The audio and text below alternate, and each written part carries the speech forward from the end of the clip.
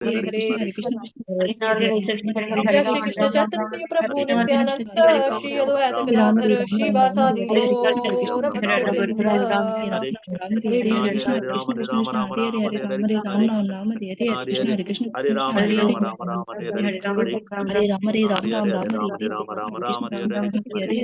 कृष्ण हरि हरे ओम। हरे राम हरे राम राम राम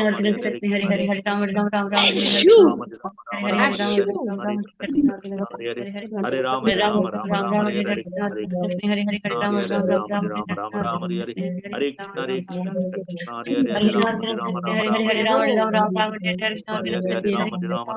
अश्शू। हरि ओम। हरे कृष्णा। आप सभी भक्तजनों का स्वागत है आज के सत्र में। सत्र का शुभारंभ हम पहले जगत गुरु श्रीला प्रभुपाद जी की आज की कोट के साथ करेंगे। आज है 3 फरवरी। कोट आप लोगों के सामने है, आप चाहें तो म्यूट रहते हुए पढ़ सकते हैं। हरे कृष्ण माता जी, पंचांग प्रणाम। हरे कृष्ण माता जी, पंचांग प्रणाम। हरे कृष्ण सभी भक्तों को पंचांग प्रणाम। जगत गुरु श्रील प्रभुपाद की जय। 3 फरवरी। तुमने कहा कि तुम्हारी नौकरी माया है, किंतु माया तो वहां होती है जहां कृष्ण भावना नहीं होती। और क्योंकि तुम श्री कृष्ण के कार्यों को आगे बढ़ाने के लिए कार्य कर रहे हो, इसलिए वह माया नहीं है। जब हम किसी भी वस्तु को भगवान श्री कृष्ण की भक्ति में लगाते हैं तो वह सच्चा वैराग्य है। जय गोविंद को लिखा पत्र, 3 फरवरी 1970। जगत गुरु श्रील प्रभुपाद की जय। भगवत गीता करेंगे, भगवत हरे गीता कृष्णा जी चैप्टर जी। 8। एक मिनट माता जी, एक मिनट। हाँ जी माता कल जी। काफी सारे डिवोटीज जो थे टेम्पल गए हुए थे तो एब्सेंट थे। एक का मेरे को प्रश्न भी आया था, तो मैंने कहा था मैं क्लास शुरू करने से पहले ही उत्तर दे दूंगी इस चीज का। देखो कल जो हमने पढ़ा था 8.8, ये वाला जो श्लोक था, अभ्यास योग युक्तेन चेतसा नान्यगामिना परमं पुरुषम दिव्यम याति पार्थानुचिंतयन्। इसमें भगवान ने क्या बताया था कि कृष्ण अर्जुन को बोले कि आपको स्मरण करने की जरूरत है। ठीक है। याद करने की जरूरत है भगवान को। मेरा स्मरण करने के लिए आपको क्या करना पड़ेगा? मन को निरंतर आपको लगा के रखना पड़ेगा। अविचलित भाव से लगा कर रखना है, मेरा चिंतन करना है, मेरा ध्यान करना है, तो वो मुझे अवश्य ही प्राप्त हो जाएगा। अब जो ये वाला है तो कृष्ण उन लोगों के बारे में बताते हैं जो शुद्ध भक्त नहीं है, जो योग मिश्रित भक्त हैं। ठीक है, जिनकी भक्ति कैसी है? योग मिश्रित भक्ति है। तो उपमा इसमें जो देखी थी हमने, वो देखी थी कि भाई कीट की उपमा देखी थी ना, कि तितली बन जाती है, वो चिंतन करती रहती है। ये रहा, कीट का दृष्टांत दिया जाता है जो तितली बनना चाहता है और इसी जीवन में वो तितली बन जाता है।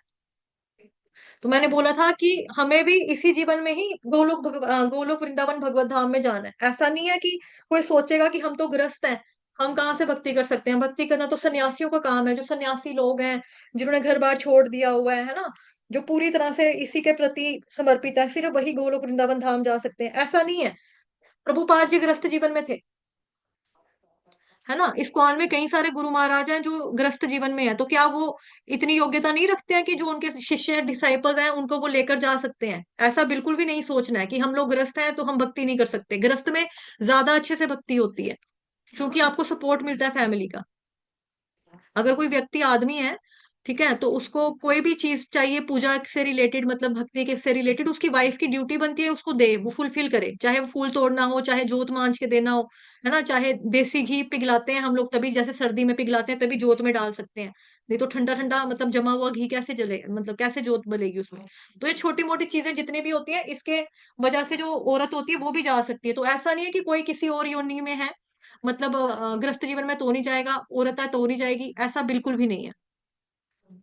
ठीक है, ऐसा बिल्कुल भी नहीं है। इस चीज को क्लियर करेंगे। और दूसरी चीज ये है कि जैसे यहाँ लिखा है, इसके बारे में प्रश्न आया था बेसिकली, कि वो भगवान की तरह शरीर पाएगा, है ना। जैसे हम भगवान का चिंतन अगर करते रहेंगे तो हम भी बन जाएंगे कृष्ण भगवान के जैसा, मतलब उनके जैसा दिव्य शरीर प्राप्त करेंगे। कृष्ण भगवान नहीं बन जाएंगे हम, उनके जैसा दिव्य शरीर प्राप्त करेंगे। तो दिव्य शरीर जो हम प्राप्त करेंगे, इसका मतलब है मैं थोड़ा सा स्लो बोलती हूँ, लिख लो, कि कृष्ण भगवान के 8 गुण हैं, उनके जैसा आध्यात्मिक शरीर हमको मिलेगा। जैसे कृष्ण भगवान जी के, वैसे तो भगवान जी के गुण और कलाएं जो हैं वो असीम है, लेकिन यहाँ पर जब हम कहते हैं ना कि हमें भगवान जैसा शरीर प्राप्त होगा, तो उसका मतलब होता है हमारे अंदर 8 गुण आते हैं। जैसा आध्यात्मिक शरीर मिलता है हमें, भगवान जैसा आध्यात्मिक शरीर मिलता है। ऐसा नहीं है कि हम भगवान बन जाएंगे। हम कभी बन नहीं सकते। बाप हमेशा बाप ही रहेगा, कभी बेटा नहीं बन जाएगा। बेटा हमेशा बेटा रहेगा, कभी बाप नहीं बन जाएगा। उसी तरह से भगवान हमेशा भगवान रहेंगे। हम दास हैं उनके, तो दास ही रहेंगे। हम कभी भक्त से स्वामी नहीं बन जाएंगे। ठीक है, हम कभी भी आ, हाँ, भक्त से कभी स्वामी नहीं बन जाएंगे। हाँ ना, मालिक से हम कभी नौकर से मालिक नहीं बन जाएंगे। मालिक मालिक रहेगा, नौकर नौकर रहेगा। उसी तरह से यहाँ पर बताया जा रहा था कि हम कृष्ण भगवान जी के जैसा अंत में दिव्य शरीर प्राप्त करेंगे। तो उसमें 8 पॉइंट्स आते हैं कि कैसा शरीर होता है वो। एक होता है अपहत कामा। उसका मतलब होता है कि धर्म अधर्म दोनों भगवान को छू नहीं सकते हैं। अपहृत पापा पापामा, इसका मतलब होता है कि धर्म और अधर्म दोनों भगवान को नहीं छू सकते। दूसरा होता है विजरो। विजरो, जैसे हम कहते हैं ना जरा। जरा का मतलब क्या हुआ? बुढ़ापा। तो वी जरो का मतलब क्या हुआ? जरो का अपोजिट, कि व्यक्ति को कभी बुढ़ापा नहीं आता, तो भगवान को कभी भी बुढ़ापा नहीं ना आता। तो जब हम भगवान कृष्ण जैसा दिव्य शरीर प्राप्त करेंगे, आध्यात्मिक शरीर प्राप्त करेंगे, तो हम कभी बूढ़े नहीं होंगे। फिर है मृत्यु।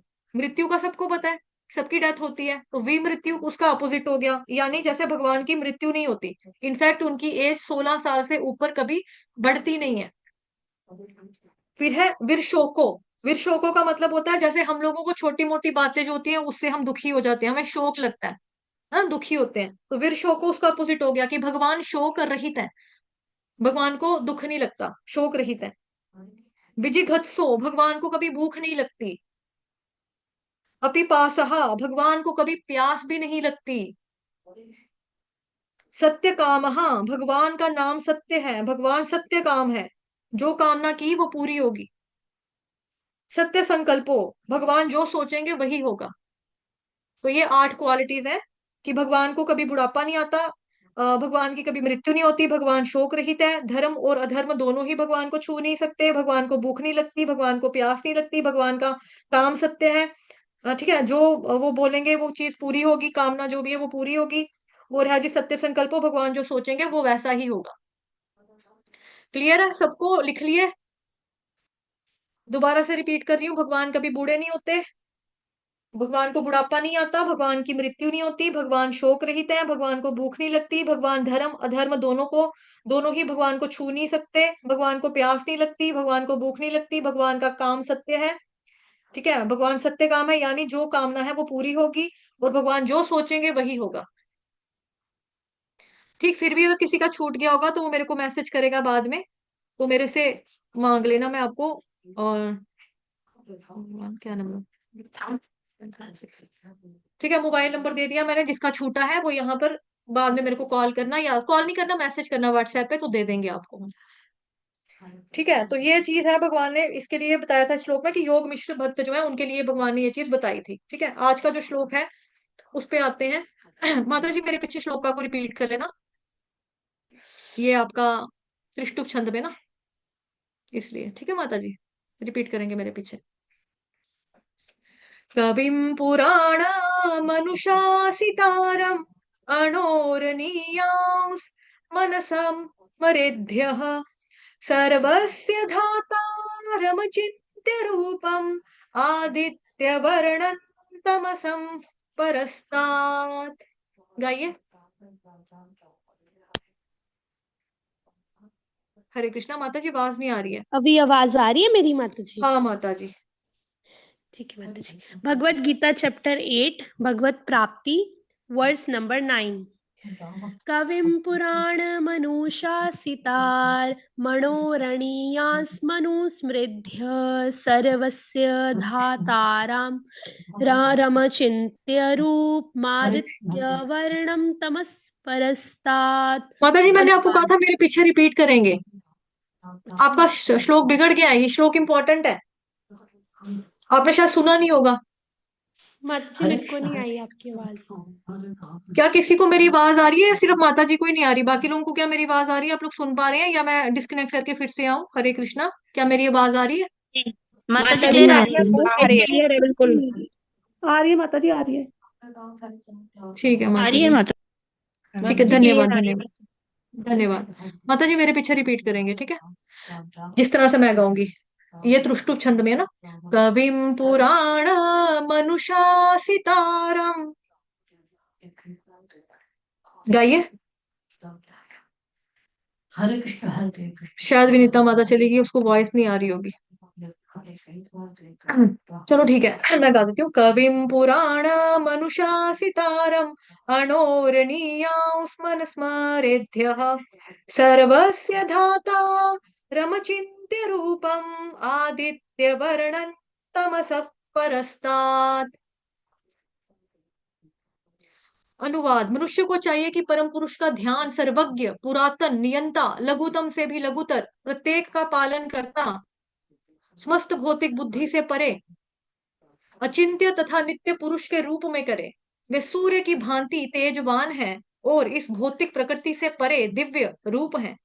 तात्पर्य। जगत गुरु शील प्रभुपाद द्वारा शील प्रभुपाद की जय। इस श्लोक में परमेश्वर के चिंतन की विधि का वर्णन हुआ है। सबसे प्रमुख बात यह है कि वे निराकार शून्य नहीं है। कोई निराकार शून्य का चिंतन कैसे कर सकता है?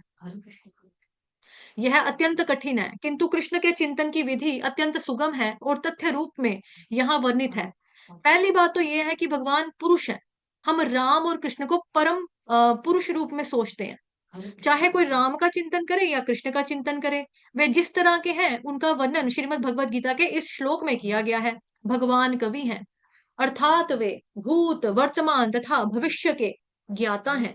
अतः वे सब कुछ जानने वाले हैं। वे प्राचीनतम पुरुष हैं, क्योंकि वे समस्त वस्तुओं के उद्गम हैं। प्रत्येक वस्तु उनसे उत्पन्न है। वे ब्रह्मांड के परम नियंता भी हैं। वे मनुष्यों के पालक तथा शिक्षक भी हैं। वे अणु से भी सूक्ष्म हैं। जीवात्मा बाल के अग्र भाग के 10,000वें अंश के बराबर है। सेकंड चैप्टर में ऑलरेडी बहुत डिटेल में पढ़ा था।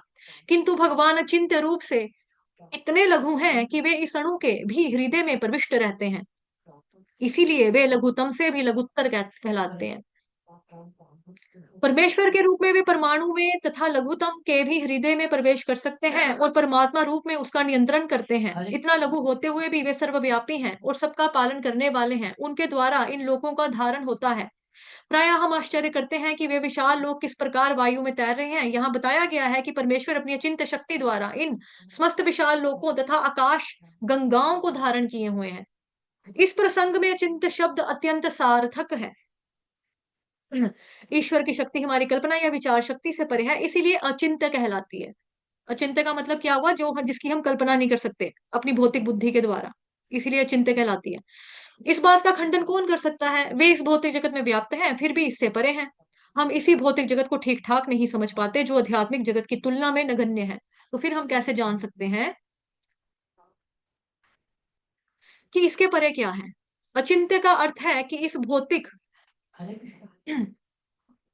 जगत से परे, जिसे हमारा तर्क, नीति शास्त्र और दार्शनिक चिंतन छू नहीं पाता और जो अकल्पनीय है। अतः बुद्धिमान मनुष्यों को चाहिए कि व्यर्थ के तर्कों और चिंतन से दूर रहकर वेदों, श्रीमद् भगवद गीता और श्रीमद् भागवतम महापुराण जैसे शास्त्रों में जो कुछ कहा गया है उसे एज इट इज स्वीकार कर ले और उनके सुनिश्चित किए गए नियमों का पालन करे। इससे ज्ञान प्राप्त हो सकेगा। तो ये तात्पर्य बहुत ज्यादा इजी है।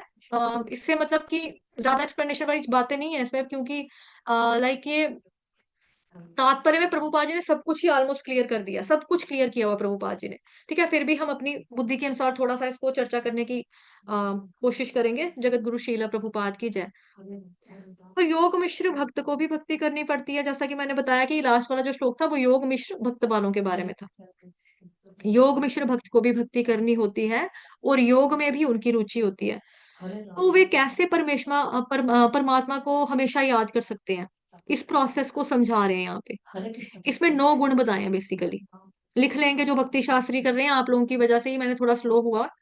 ठीक है, 9 गुण बताए हैं इसमें, क्योंकि आज काम बहुत ज्यादा है।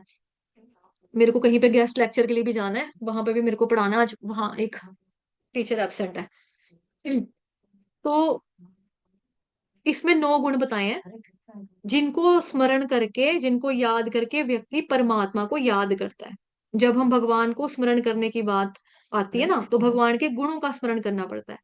एग्जाम्पल, हम किसी को प्यार करते हैं, है ना, किसी को प्यार करते हैं तो हम उसको याद करते हैं। याद कैसे करते हैं? हम फोटो देखते हैं, फोटो देखते रहते हैं, मोबाइल निकाला बार बार फोटो देखी, ऐसे करते रहेंगे? नहीं।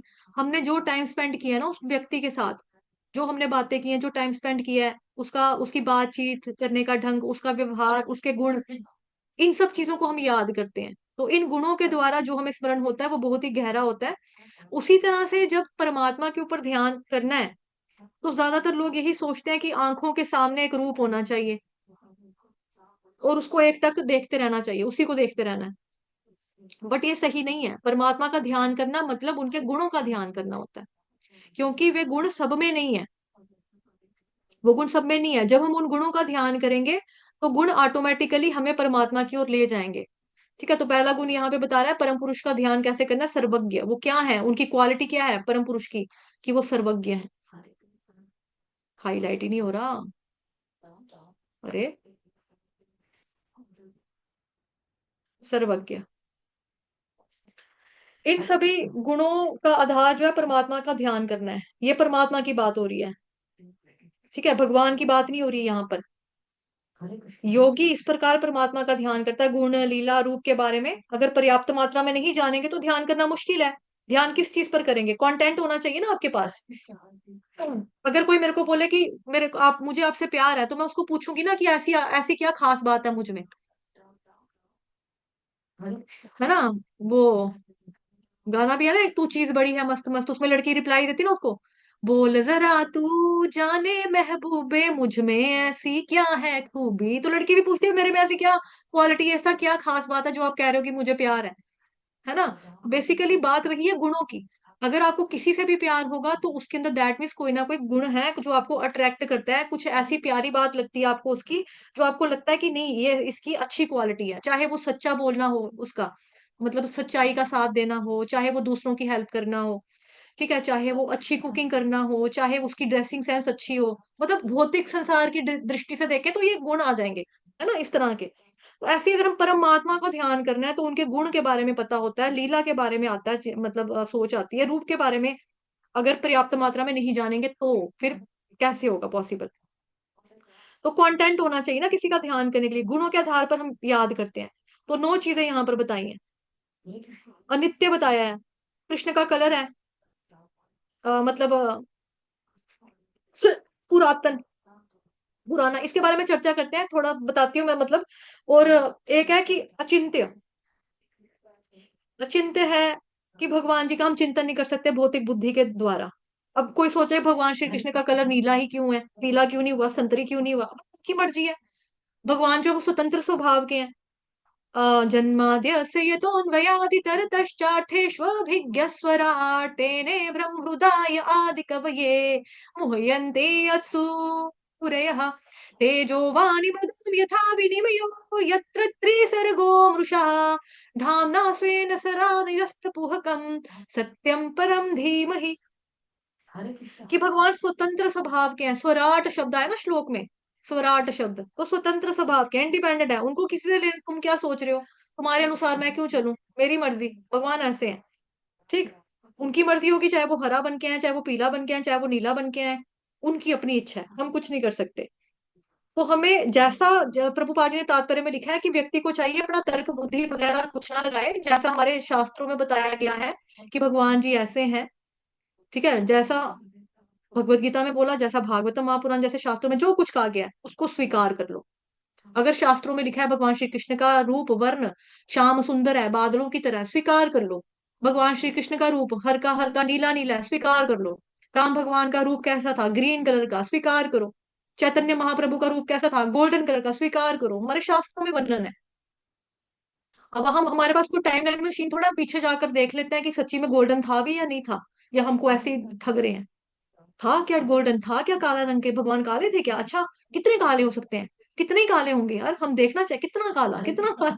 कोई ऐसा नहीं है, जैसा लिखा है शास्त्रों में उसको आपको मान लेना है बस, ठीक है, उस चीज को आपको मानना है। पहली जो क्वालिटी यहाँ पर आ रही है, प्रभुपाद जी बता रहे हैं सर्वज्ञ।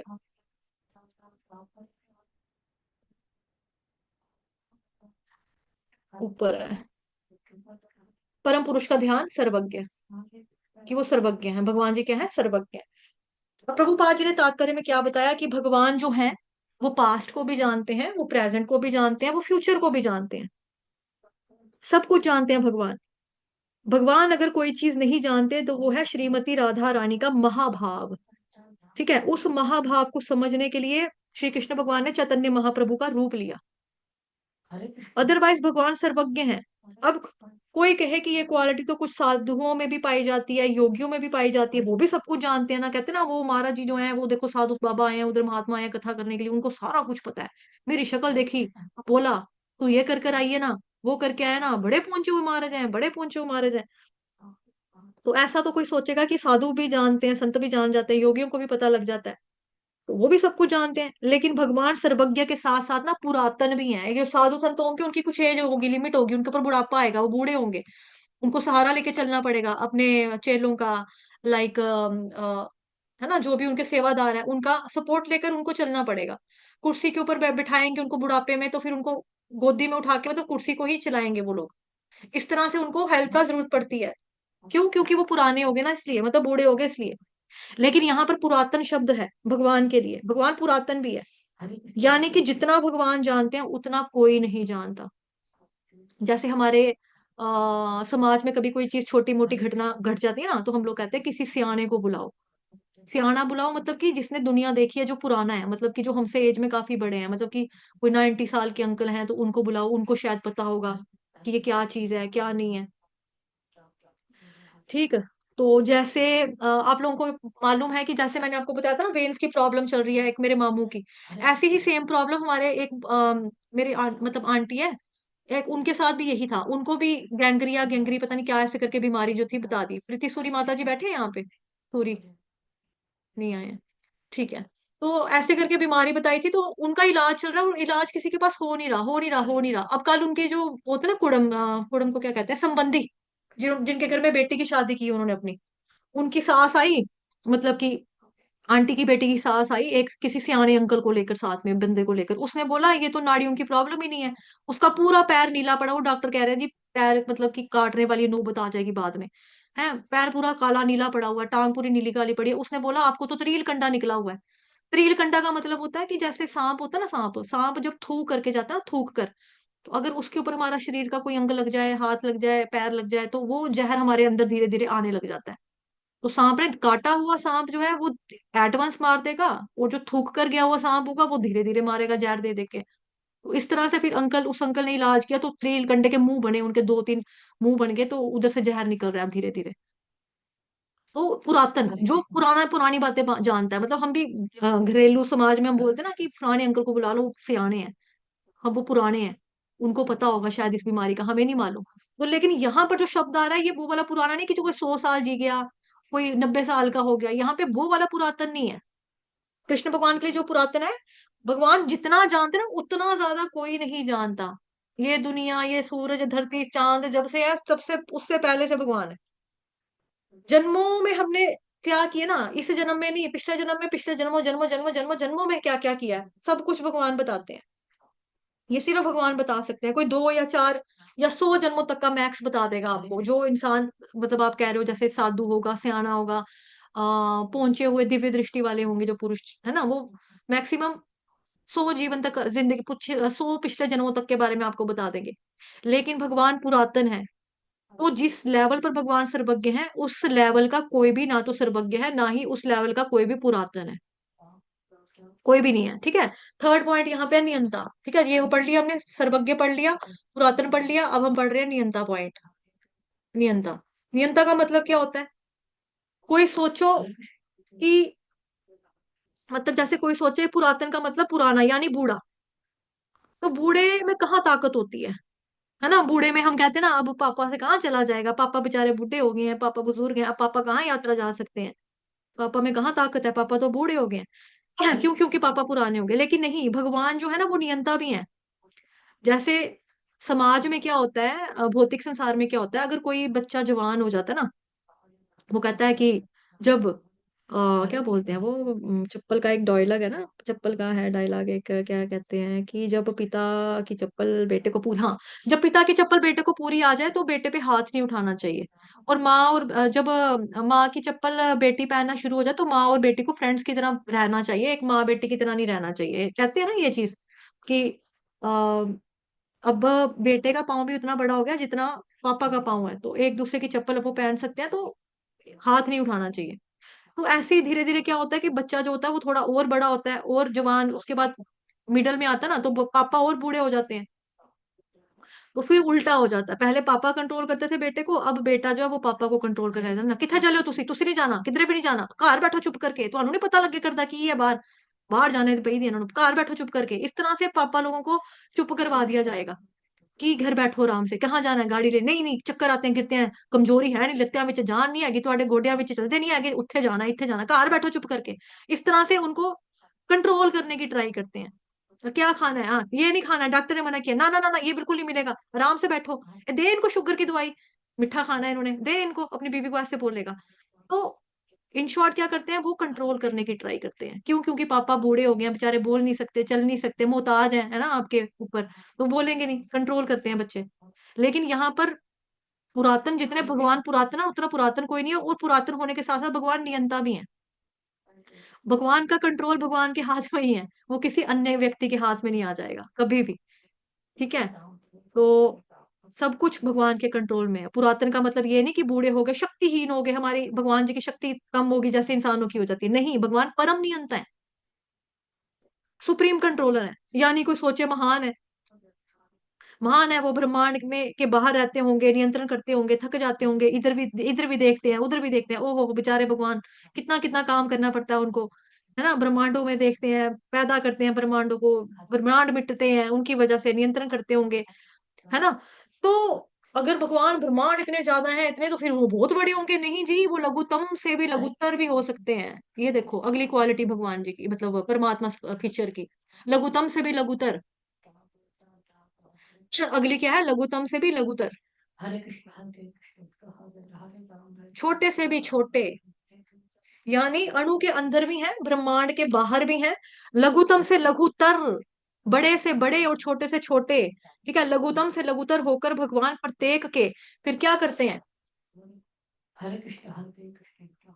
पालन करता, सबके पालन करता। नेक्स्ट क्वालिटी, सबके पालन करता। यहाँ पे हाईलाइट, क्या प्रॉब्लम हो रहा है इसको आज, ओफो, हर एक का पालन करता है, हर एक के पालन करता जो है भगवान है।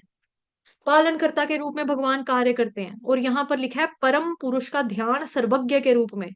इवन परमात्मा भी सर्वज्ञ है, लेकिन परमात्मा हर व्यक्ति को इंस्ट्रक्शंस नहीं देते। क्यों नहीं देते? बिकॉज हमने बोला था ना कि पहले चैत्य गुरु के रूप में तो भगवान हर एक बंदे के दिल में है, लेकिन वो बंदा गलती करेगा, फिर कहेगा नहीं मैंने करना है करना है करना है, तो धीरे धीरे चैत्य गुरु की आवाज धीमी पड़ जाती है, और हमारी आवरण जो होते हैं पर्दे, काम क्रोध लोभ मोह, हमारी बुराइयों के आवरण, पर्दे इतने ज्यादा मोटे होते जाते हैं कि हम उसकी आवाज सुन ही नहीं पाते, और वो चुप, मतलब हमें एकदम चुप ही लगते हैं। तो हर एक को उस वे में बता रही हूँ मैं कि गाइड नहीं कर सकते, नहीं करते हैं हर एक को। फिर सर्वज्ञ हैं, लेकिन हर व्यक्ति को इंस्ट्रक्शंस नहीं दे सकते, बट जो सुनेगा नहीं उसको क्या क्या कोई बोलेगा। भौतिक संसार में भी जो पापा होंगे, अगर वो पापा ने एक बार बोला नहीं बेटे वो गलत जगह है, गलत सोसाइटी, उस लड़कों के साथ मत घूम, तेरा करेक्टर खराब कर देंगे, वो तेरे को चोरी सिखा देंगे, तेरे को बीड़ी पीना सिखा देंगे, गंदी बात है, नहीं कर, नहीं घूम, फिर भी जा रहा है, फिर भी जा रहा है, फिर भी जा रहा है, मार ली पापा ने उसको। ठीक है, साम दाम दंड भेद चारों चीजें कर ली पापा ने, प्यार से भी समझा लिया, मार से भी समझा लिया, डांट से भी संभाल लिया, हार गति की धमकी भी दे दी, फिर भी नहीं समझ पाया, जाओ जो करना है करो, जाके जाओ, आप खुद भुगतना अपना, जो होगा खुद देखना। तो ऐसे में भौतिक संसार का जो पापा होता है वो भी इंस्ट्रक्शन देना बंद कर देता है, ये सुनना तो है नहीं है इसने, क्या करना है मेरे को। तो परमात्मा भी सर्वज्ञ है, लेकिन परमात्मा हर व्यक्ति को इंस्ट्रक्शंस नहीं देते, जैसा कि श्लोक में कहा गया ना, अनुस्म रेध्य, ठीक है, अनुस्म रेध्य,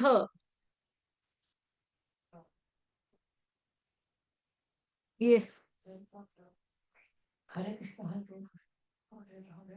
ये बोला है यहाँ पे, यानी कि भगवान व्यक्ति को स्पिरिचुअल इंस्ट्रक्शंस देते हैं,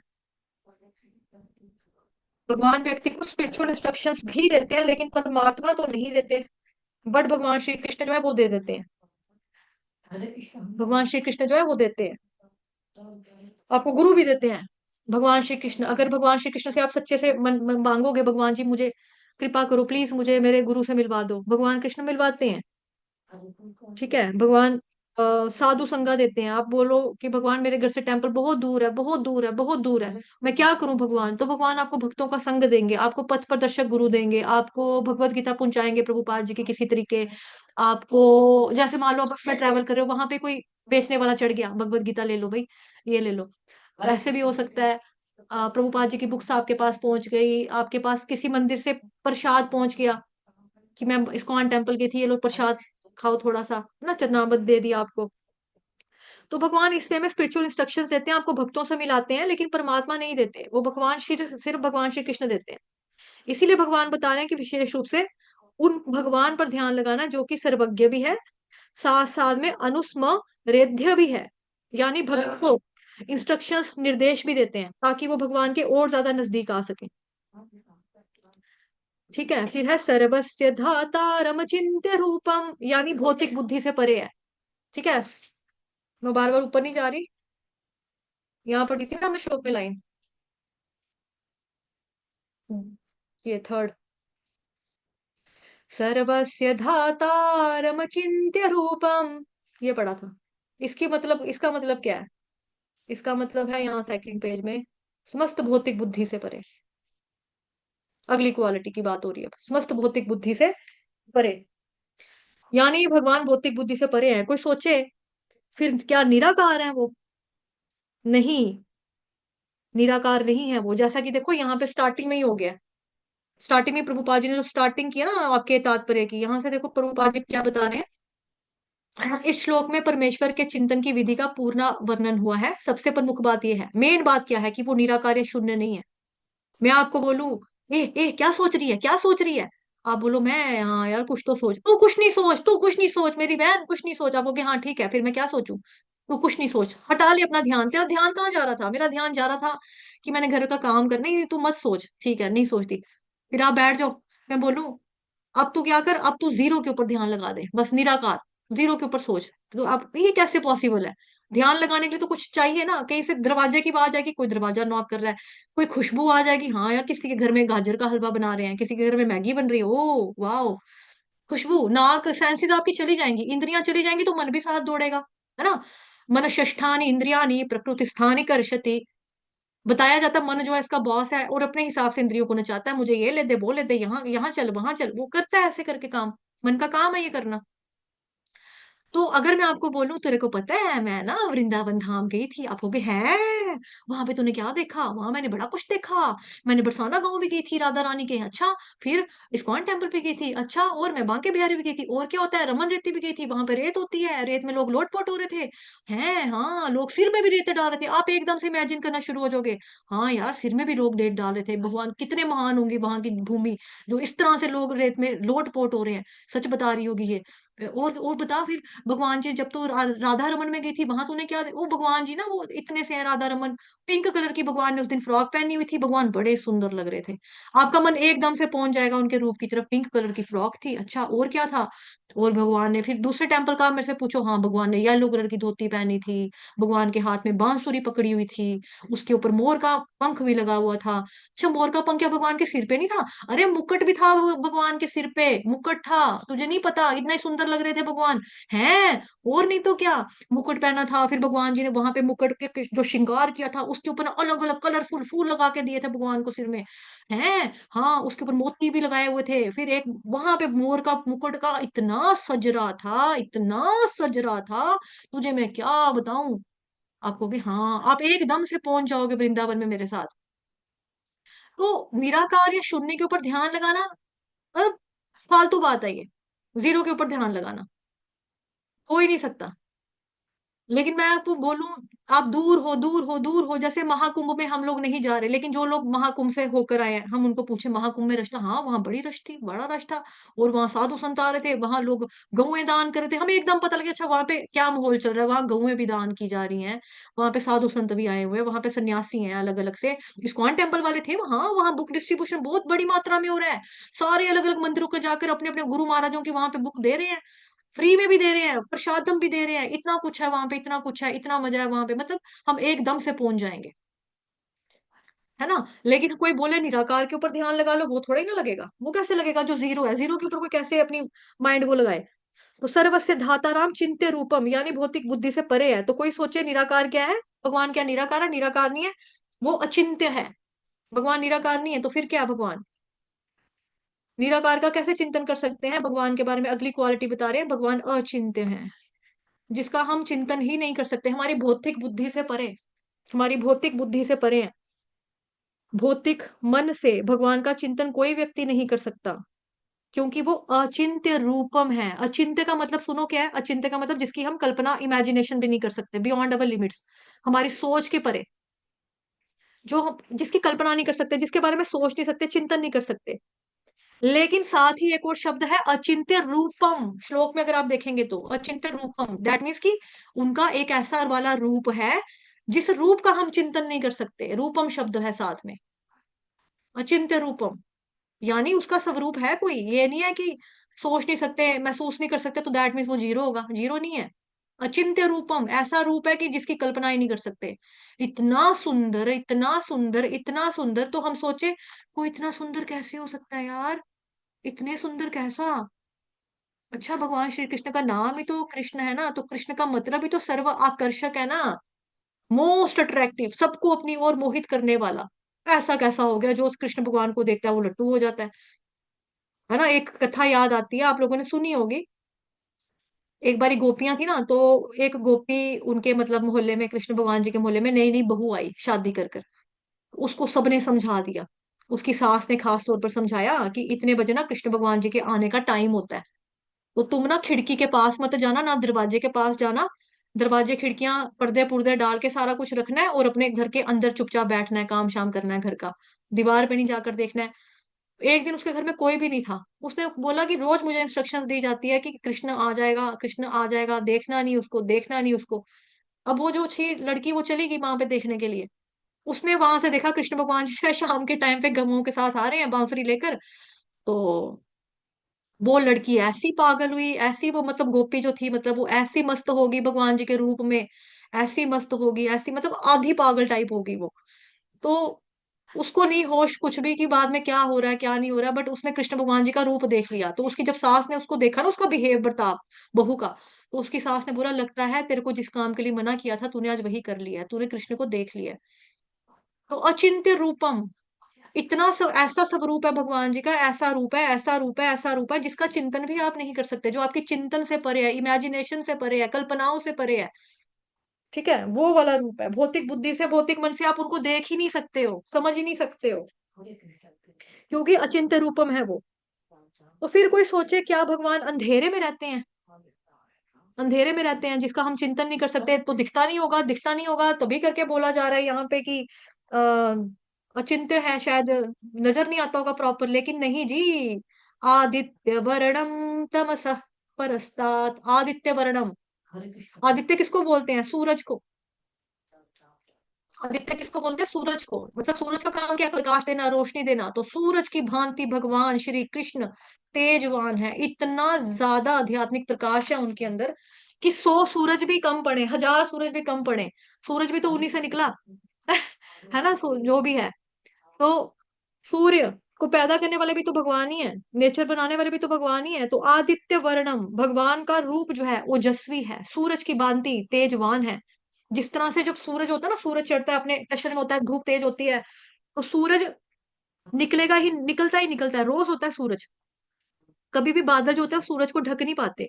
वो हमें लगता है कि बादल आ गए तो हम सूरज को देख नहीं पा रहे, वो हमारी दृष्टि का कसूर है बेसिकली, क्योंकि हम नहीं देख पाते। बट सूरज तो वहीं पे है, सूरज तो हमेशा रहता है। तो जिस तरह से सूरज कभी बादलों को ढक नहीं सकता, सूरज बादलों से ढका नहीं जा सकता, ठीक है, उसी तरह से भगवान श्री कृष्ण का रूप कैसा है? आदित्य वर्णम, आदित्य वर्ण में भगवान का रूप, यानी माया रूपी बादल भगवान को कभी भी ढक नहीं सकते। अगली क्वालिटी क्या है? तमसः परस्तात्, तमसः परस्तात्, ठीक है, तमसः परस्तात्, ये अगली क्वालिटी आ गई, 9वां गुण आ गया, यानी कि 9th क्वालिटी। और इस भौतिक प्रकृति से परे, और उसका रूप दिव्य रूप है, भौतिक प्रकृति से परे दिव्य रूप है। तो तमसः परस्तात् का मतलब यानी कि संसार से भी परे आया, भौतिक प्रकृति से परे। भौतिक प्रकृति जिस संसार में हम लोग रहते हैं उस संसार से भी परे हैं भगवान। भगवान कैसे हैं फिर? दिव्य है भगवान। तमसः, ये जगत है तमसा, यहाँ अंधेरा है। तमसो ज्योतिर्गम्य, एक आता ना श्लोक पुराना, सुना होगा आप लोगों ने। एक बार इसी श्लोक के बारे में किसी ने पूछा था, किसी को याद है ये श्लोक क्या है? ये कोई सुनाना चाहेगा? मतलब एक आधी लाइन ही है, कौन बताना चाहेगा? नीलम शर्मा माता जी, आपको आता है ये ज्योतिर्गम्य वाला? आता है? तमसो माँ अरे ज्योतिर्गम्य कुछ है ना? नहीं माता को ये नहीं माता जी आता है ऐसा कोई श्लोक, पर मैं भूल गई अब अंधकार हाँ में। हाँ, पर हाँ, है मैं ना, भूल गई तमस माता जी। तमसा हाँ ज्योतिर्गम्य। किसको आता है, कौन जी। बताएगा? फिर मैं आपको एक फनी बात बताती हूँ। किसी को पता है? वैसे मैंने बोल ही दिया, भावे प्रभु जी। जी भावे प्रभु जी, मेरा बेटा, बताओ। हाँ जी माता जी। ओम अस्तो मा सद्गम्य तमसो मा ज्योतिर्गम्य हम्म। मृत्योर्मा अमृतम गम्य। ओम शांति ही शांति ही शांति ही। ठीक है जी। इसका जो ओरिजिनल मीनिंग है ना, वो तो आपको मालूम है, बिकॉज देखो ये बहुत पुराना है, बचपन से हम लोग सुनते आ रहे हैं। लेकिन एक बारी जो आजकल की जनरेशन है ना, उसको किसी ने पूछा तमसो माँ ज्योतिर्गम्य का मतलब क्या होता है, उसने बोला माँ तुम सो जाओ, मैं ज्योति के पास जाके सोऊंगा। तो जिन लोगों को संस्कृत नहीं आती, वो कुछ भी अपना बना लेते हैं, कहीं गींट कहीं का रोड़ा, भानुमति ने कुनबा जोड़ा, इस तरह से। बट यहाँ पर क्या है, तमसा परस्तात, यानी कि संसार से परे है, भौतिक प्रकृति से परे है, भगवान जी दिव्य हैं। तमसा का मतलब है ये, इस जगत में जो है ना, तमसा का मतलब वो अंधेरा, यहाँ अंधेरा है। अगर सूर्य चांद हटा दे तो पूरा ब्रह्मांड जो है ना वो काला पड़ जाएगा, मतलब कि ब्लैकआउट हो जाएगा। यहाँ तो नकली बिजली इलेक्ट्रिसिटी है, वैसे नो डाउट है ना, साइंस ने तरक्की कर लिया है, बिजली है। लेकिन नेचुरल में तो सूरज चांद से ही प्रकाश होता है, वो भगवान ने बनाए हैं। अगर कभी मान लो बादल फट जाए, कभी भूचाल आ जाए, कभी आपका बाढ़ आ जाए, इस ऐसे टाइम में बिजली का चले जाना स्वाभाविक है। हमारे जम्मू कश्मीर में तो थोड़ी सी हवा चलती, आंधी चलती है, साथ ही बत्ती चली जाती है। यहाँ पे तो हमें आदत है। हमारे यहाँ पर तो साथ ही हवा चलती, साथ ही लाइटें चढ़ जाती चली जाती हैं, साथ ही आवाज आएगी ट्रांसफार्मर की, खा, चलो जी ट्रांसफार्मर फट गया, अब देखो कब आती है, अब देखो कब आती है। हम वेट करते रहते हैं यहाँ पे। तो भगवान जी ने सूरज दिया है, चांद दिया है, उसी से नेचुरल प्रकाश है पूरा। तो तमसा का मतलब हुआ ये जगत। लेकिन भगवान है परस्तात। परस्तात का मतलब इनके भी परे हैं भगवान जी। भगवान इनके परे हैं। तो ये सब मानते हुए भगवान जी के ऊपर ध्यान लगाना चाहिए। तो भगवान जी का रूप रंग संसारिक नहीं है, उनका रूप कैसा है, उनका रूप है सर्वज्ञ। भगवान का रूप कैसा है? एक सेकेंड। भगवान का रूप कैसा है? सर्वज्ञ है, पुरातन है। भगवान क्या है? नियंता है, लघुतम सभी लघुतर है, प्रत्येक के पालन करता है। साथ ही भगवान क्या है? समस्त भौतिक बुद्धि से परे है, अचिंत्य है, नित्य पुरुष के रूप में उनको हमने स्वीकार करना है। और सूरज की भांति भगवान तेजवान है, भौतिक प्रकृति से परे है, दिव्य रूप है। ये सब भगवान है। ठीक है, सर्वज्ञ, पुरातन, नियंता, लघुतम से भी लघुतर, बड़े से बड़ा, छोटे से छोटा, हृदय में परमात्मा रूप में भी है, लेकिन पालन करता भी है, शरीर के भी है, आत्मा के भी है, भक्ति के भी पालन करता वही है, भक्तों के भी पालन करता वही है, असुरों के भी पालन करता वही है, बच्चों के भी वही है, बूढ़ों के भी वही है, जवान के भी वही है, अंकल के भी, सबके वही है। और भौतिक बुद्धि से भी परे हैं। उनका रूप संसारिक चिंतन से परे है। उनके रूप का चिंतन उनकी कृपा से किया जाता है, इसीलिए वो है अचिंत्य रूपम। और सूर्य की भांति भगवान दिदीप्यमान है, तेजवान है, ओजस्वी है, उनका ओज बहुत है। भगवान क्या है? सूरज की भांति चमकने वाले। और तमसः प्रस्ताद, संसार के परे है। इस प्रकार से हम भगवान जी के रूप का हमको चिंतन जो है वो करना चाहिए। ठीक है जी, हरे कृष्ण माता जी, पंचांग प्रणाम। आप सभी भक्तजनों को मैंने लिंक दे दिया है, जो लोग पहली बार आए हैं वो चाहे तो व्हाट्सएप के साथ जुड़ जाइए। जी माता जी, हरे कृष्ण। विनु, तेरा को होस्ट से पता नहीं कैसे हट जाता है। माता जी वो आवाज नहीं आ रही थी ना, तो मैंने दोबारा फिर ज्वाइन किया था। ठीक है माता जी, ठीक है ठीक है, हरे कृष्ण, प्रणाम। माता जी जब आप वो श्लोक बुलवा रहे थे ना, तो तब मेरे को आवाज नहीं आ रही, तो मैंने लीव करके दोबारा ज्वाइन अच्छा, किया, पर तब तक ना आपने श्लोक बोल दिया था, इसलिए आप मेरे को भी हाँ मेरी बुलवा आवाज हमारी, दीजिए। आप नहीं ना थे, फिर मुझे लगा ये वापस आएगी, तो आज ऑलरेडी पहले वाले लेक्चर को लेके भी 5-7 मिनट लग गए ना, तो मुझे लगा टाइम ना जायज आया, तो फिर मैंने शुरू कर दिया था माता जी। ठीक है हाँ जी, माता जी जी माता मेरे को भी एक बार ही बुलवा दीजिए आप। जी। जी। कविम पुराण कविं पुराण मनुषासितार। मनुषासितार। अभी यहाँ पर क्या है, अगर आप ये वाले म को यहाँ से जोड़ दोगे ना ऊपर, तो ये रम हो जाएगा। तो यहाँ पे अ आ जाएगा अगर संधि विच्छेद हो जाएगी तो, ठीक है। जी कविम माता। पुराण मनुषासितारम कविं पुराणमनुशासितार मनोरिणायां समनुस्मरेभ्यः मनोरणीयाम सॉरी मनोर मनोरणीयास्मनु समृद्ध्य मनुनीस, मनु में स आधा हो जाएगा ना माता जी, समनु, समनुस स- समनुस्रेध्य मरेभ्यः रेध्यः सर्वस्य धातारमचिन्त्य रूपम् सर्वस्य धातारमचिन्त्य रूपम् आदित्यवर्णं तमसः परस्तात्। आदित्यवर्णं तमसः परस्तात्। यहाँ पे विसर्ग का उच्चारण आधे फ से करेंगे, हलंत फ से, क्योंकि आगे प फ प आ रहा ना, इसलिए। ठीक है जी माता माता। जी। जी जी हरे माता। कृष्ण। पढ़ा दो माता थैंक जी। यू माता जी। हरे कृष्ण। हरे कृष्ण। तो वैसे माता जी ने बहुत अच्छे से एक्सप्लेन कर दिया, बहुत मतलब बहुत ज्यादा अच्छे से एक्सप्लेन कर दिया, इवन कि मेरे को भी नहीं पता था इतना कुछ। बट फिर भी जो जो चीज मैंने भी मतलब नोट की है तो वो मैं थोड़ा सा ऐड कर देती हूँ सब में। कि जैसे यहाँ पे है ना कि कविम, ठीक है, तो भगवान क्या है, सर्वज्ञ है, ठीक है।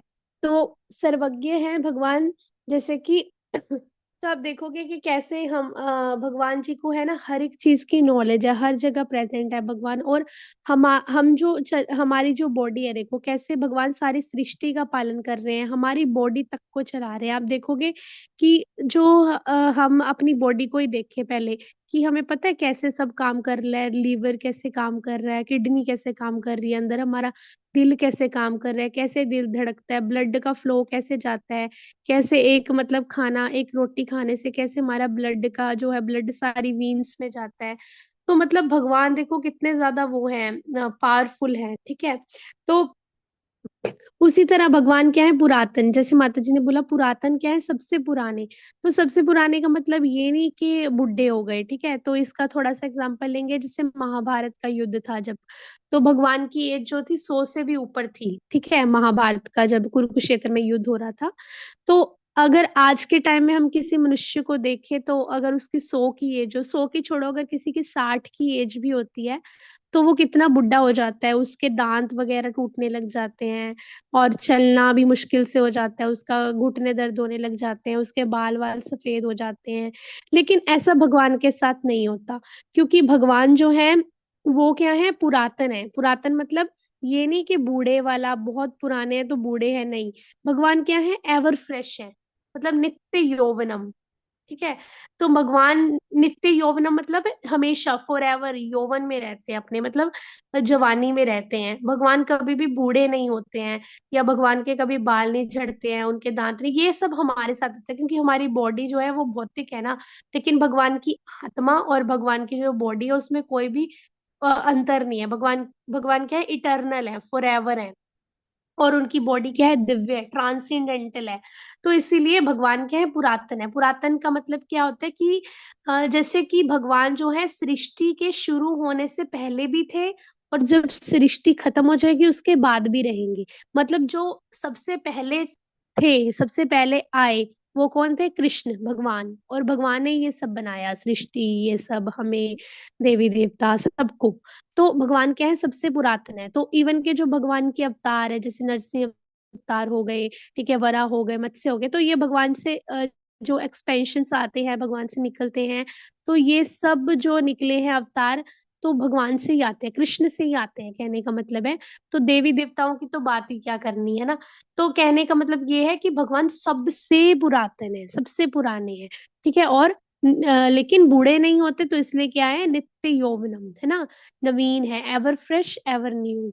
और आगे क्या है, भगवान क्या है, नियंता, कंट्रोलर, जैसे माता जी ने बोल दिया सबको कंट्रोल करते हैं। आप देखोगे कि जो देवी देवता है उनको अलग अलग डिपार्टमेंट्स दे रखे हैं भगवान ने। जैसे इंद्र का काम क्या है, बारिश करना, उसका सब संभालना, ठीक है। और बाकी अग्नि देवता को अलग काम है, सूर्य देवता का अलग काम है, ठीक है। सरस्वती देवी का क्या है कि ऐसे मतलब ज्ञान देना, अंधकार से निकालना, जैसे अभी हम ज्योतिर्गम्य वाला ये जो श्लोक पढ़ा, सबकी जो हम स्कूल में भी पढ़ते थे ना, हम स्कूल में भी हमें पढ़ाया जाता था, और स्कूल की जो नोटबुक्स है उसके ऊपर भी लिखा होता था, ये दिया सा बना होता था, है ना। तो ये सरस्वती माता के लिए जैसे यूज किया जाता है कि सरस्वती माता हमें अंधकार से निकाल के प्रकाश की तरफ लेके जाओ, और मोर्टेलिटी से निकाल के मतलब इमोर्टैलिटी की तरफ लेके जाओ। तो उसका मतलब क्या है कि, लेकिन उसमें जैसे कि भावे प्रभु जी ने श्लोक बोला, तो उसमें सबसे पहले आता है ओम, ओम मतलब ओ लॉर्ड। तो ओम कौन है? ओम क्या है? कृष्ण है। जैसे कि हम पढ़ते हैं, भगवान क्या कहते हैं, ओंकार जो है ना, ध्वनि है, वो मैं हूँ। ठीक है, मतलब वो ओंकार जो है, ओम जो सबके पहले ओम ओम लगता है, वो कृष्ण है। तो बेसिकली सरस्वती देवी को तो हम प्रे कर रहे हैं, लेकिन उसके थ्रू हम कृष्ण को ही प्रे कर रहे हैं, ओम आ रहा है ना। तो कहने का मतलब ये है कि जो कृष्ण है वो क्या है? नियंता है, सबके कंट्रोलर है, देवी देवताओं को भी कंट्रोल करते हैं। और आप देखोगे कि जब भी उनके ऊपर कोई संकट आता था, देवी देवताओं के ऊपर, कोई असुर, बहुत खतरनाक पावरफुल जो राक्षस होता था, असुर होता था, जिसके पास बहुत शक्तियां होती थी, वो तंग करता था, तो देवी देवता भी जो परेशान होके जो कृष्ण के पास जाते थे हाथ जोड़ के, कि हे कृष्ण भगवान, हे विष्णु, हमें जो है इस प्रॉब्लम से बाहर निकालिए, क्योंकि ये हमारे भी कंट्रोल में नहीं है। तो कृष्ण जो है वो सबको कंट्रोल करते हैं, ठीक है, वो नियंता है, कंट्रोलर है। और सृष्टि भी वही चलाते हैं, जो ये तीन गुण हैं वो चलाने के लिए माया देवी, जो दुर्गा देवी है, वो भी भगवान के कंट्रोल में है। मतलब भगवान ने उनको ड्यूटीज दे रखी है, सेवा दे रखी है। ठीक है, तो भगवान क्या है? नियंता है, कंट्रोलर है हर चीज के। और लघुतम से भी लघुतर, ये भी माता जी ने आपको एक्सप्लेन किया अच्छे से। लघुतम से भी लघुतर मतलब छोटे से भी छोटे। तो कहने का मतलब ये है कि भगवान बड़े से तो बड़े हैं ही, ये तो हमने देखा कि सारी सृष्टि चला रहे हैं, भगवान इतने बड़े हैं, भगवान इतने पावरफुल है, लेकिन भगवान लघुतम से भी लघुतर है। तो आप देखोगे कि जैसे बात होती है कि जो छोटे छोटे जीवाणु है, छोटे छोटे कीटाणु हो गए, मतलब कहते हैं ना कि हम अगर सांस लेते हैं ना, ऐसे ब्रीद करते हैं नाक से, तो हमारी सांस लेने से भी, नाक में आने से या नाक के सांस छोड़ने के संपर्क से ना, वो छोटे छोटे, इतने छोटे छोटे, मतलब एक डॉट के जितने जो कीटाणु होते हैं ना, वो बैक्टीरियाज वगैरह होते हैं, वो मर जाते हैं, है ना। क्यों, ऐसा क्यों होता है? तो आप देखोगे क्या उस उनमें आत्मा नहीं है? तो उनमें भी आत्मा है, अगर वो जीवाणु है, कीटाणु है। और जब हम खाना पकाते हैं तो हमें दिखते नहीं है खाना पकाने से, लेकिन जब गैस जगती है ना, गैस चलती है, तो वो छोटे छोटे छोटे छोटे जो जीवाणु कीटाणु होते हैं, वो आग के संपर्क में आने से वो मर जाते हैं। ठीक है, क्योंकि देखो आत्मा तो उनमें भी है। तो आत्मा जो है, भगवान क्या कहते हैं कि आत्मा तो है ही, तो साथ ही साथ परमात्मा भी है, हर एक मैं परमात्मा रूप में सबके हृदय में वास करता हूँ, है ना। तो परमात्मा है उनके अंदर। तो आप देखोगे कि भगवान क्या है, इतना छोटा सा रूप भी बना लेते हैं, मतलब छोटे छोटे जीवाणु कीटाणु में भी। तो आप देखोगे कि आप हम उनको ऐसे नंगी आंखों से नहीं देख सकते, जो वो होते हैं ना इलेक्ट्रो माइक्रोस्कोप्स, ठीक है, वो जो होते हैं उनके थ्रू हम उनको देख सकते हैं, छोटे छोटे जीवाणुओं को। आप देखोगे जैसे केला होता है, केला जब बहुत गल सड़ जाता है और पड़ा पड़ा पक जाए और उसके ऊपर ब्लैक स्पॉट्स आने शुरू हो जाएंगे ना, तो उसको जैसे साइंटिस्ट है ना, उसमें डाल के देखते हैं, वो माइक्रोस्कोप में के थ्रू देखते हैं, ग्लास के थ्रू देखते हैं। तो उसमें ना छोटे छोटे वो चल रहे होते हैं ऐसे, क्या बोलते हैं उसको, वॉर्म्स, कीड़े से चल रहे होते हैं वॉर्म्स, ऐसे बैक्टीरिया से होते हैं। ठीक है, वो जो चल रहे होते हैं ना, उनमें भी जान होती है। ठीक है, वो भी एक योनि है, कहने का मतलब है। तो आत्मा है ना उनके अंदर, तो साथ ही साथ उनके अंदर क्या बैठे हैं? परमात्मा। तो कहने का मतलब ये है कि कृष्ण देखो कितने दयालु हैं, कि कृष्ण किसी भी जीव को अकेला नहीं छोड़ते हैं। हमारे अंदर तो है ही है, बल्कि जो छोटे छोटे बिल्ली हो गए, ये क्या हो गया, मक्खी हो गई, कीड़ी मकोड़े हो गए, चींटे हो गए, ठीक है, ये बैक्टीरिया हो गए, इन सब के अंदर भी, मच्छर हो गए, इन सब के अंदर भी भगवान जो है इनके हृदय में वास करते हैं। ठीक है, तो भगवान इतना मतलब हमसे प्यार करते हैं कि हमें कभी भी अकेला नहीं छोड़ते। तो भगवान क्या है, इससे क्या पता चलता है, लघुतम से भी लघुतर हो जाते हैं। आगे क्या है? प्रत्येक का पालन करता। तो भगवान क्या है? हम सबका पालन करता है। तो ये जो वर्ष है कि भगवान जो है सबके हृदय में है परमात्मा रूप में। तो भगवान क्या है? हमारा पालन कर रहे हैं ना। तो पालन कर रहे हैं, इवन के जो हम डाइजेस्ट करते हैं फूड, उसके लिए जो जठराग्नि है, वो भी जो है कृष्ण है। तो कृष्ण कहते हैं कि मैं ही जठराग्नि के रूप में जो है तुम्हारे अंदर जो है खाना वो पचाता हूँ। ठीक है। तो इवन के हमारे अंदर जो ब्लड फ्लो है, दिल का धड़कना, सब कुछ होना, वो हमारे शरीर का तो पालन करते ही करते हैं, हमारी बॉडी का तो पालन करते ही करते हैं, लेकिन ऐसे भी हमारा पालन करते हैं, मतलब हमारे प्रोटेक्टर हैं भगवान। ठीक है, तो भगवान से बड़ा जो प्रोटेक्टर है हमारा, वो कोई भी नहीं है। ठीक है। और क्या है, आप देखोगे पालन जो भगवान करते हैं वो चींटियों का भी करते हैं। अभी हम बोल सकते हैं कि हम मछलियों को आटे की गोली खिलाते हैं, चींटियों को आटा देते हैं, शक्कर देते हैं, लेकिन अगर कोई बोले कि मैं सारे जहान की चींटियों को खाना खिलाता हूँ, ऐसा तो पॉसिबल नहीं है ना। सारे जहान की बिल्लियों को दूध पिलाता हूँ, ऐसा तो पॉसिबल नहीं है। लेकिन आप ये सोचो कि जो पहाड़ों में, जंगलों में जो रहते हैं, ये हाथी हो गए, बाघ हो गए, हिरन हो गए, जिराफ हो गए, इनका पालन कैसे कर रहे हैं भगवान। वहां तो दूर दूर तक पानी नहीं होता, दूर दूर तक खाना नहीं होता, लेकिन भगवान उनका भी पालन कर रहे हैं। उन हाथी, बाघ, घोड़ा, चीता, भेड़िया, है ना, हिमालय पे रहने वाले जो होते हैं, ये शीप हो गए, है ना, ऐसे जो क्या बोलते हैं उसको, डॉग्स हो गए, जो पहाड़ों पे रहते हैं, जो मतलब जिनको किसी ने पाला नहीं हुआ, जो किसी के पेट नहीं है, पालतू नहीं है, उनका भी भगवान जो है वो पालन कर रहे हैं। ठीक है, तो भगवान क्या है, सबके पालन करता है, सबके। और आगे क्या है, समस्त भौतिक बुद्धि से परे। तो भौतिक बुद्धि से परे मतलब जो हमारी भौतिक बुद्धि है ना, मटीरियलिस्टिक मेंटेलिटी है, सोच है, उससे परे है। मतलब हम भगवान को इजीली अंडरस्टैंड नहीं कर सकते। तो आप देखोगे कि जब ये हुआ था कि ब्रह्मा जी ने सोचा कि अब मैं देखूंगा कि कैसे ये वो करते हैं ना, क्या बोलते हैं, कैसे ये सभी मतलब सबका पालन करते हैं, कैसे कृष्ण हर जगह पहुंच जाते हैं, मैं देखना चाहता हूँ। तो फिर उन्होंने क्या किया, जो सब ग्वाल बाल खेल रहे थे, ठीक है, सॉरी, तो जब सब ग्वाल बाल खेल रहे थे कृष्ण के साथ, उनके फ्रेंड्स हो गए, गौएं हो गई, तो उनको सबको उठा लिया था उन्होंने, है ना, सबको गायब कर दिया था टेस्ट लेने के लिए। तो कृष्ण जो थे, आप देखोगे कि कृष्ण खुद सबके घर पे, मतलब सबके घर पे, उनके फ्रेंड्स के घर पे, उनके सखा के घर पे इतने सारे रूप बना के गए। किसी के घर पे कौन सा सखा बन के गए, किसी के घर के कौन, मतलब इतने सारे रूप बना लिए। और गौएं भी, जितनी गौएं गायब हुई थी ना, उन सबका रूप ले लिया भगवान ने। इतनी सारी गौएं, गौएं के बछड़े जो भी गायब हुए थे, सबका रूप ले लिया।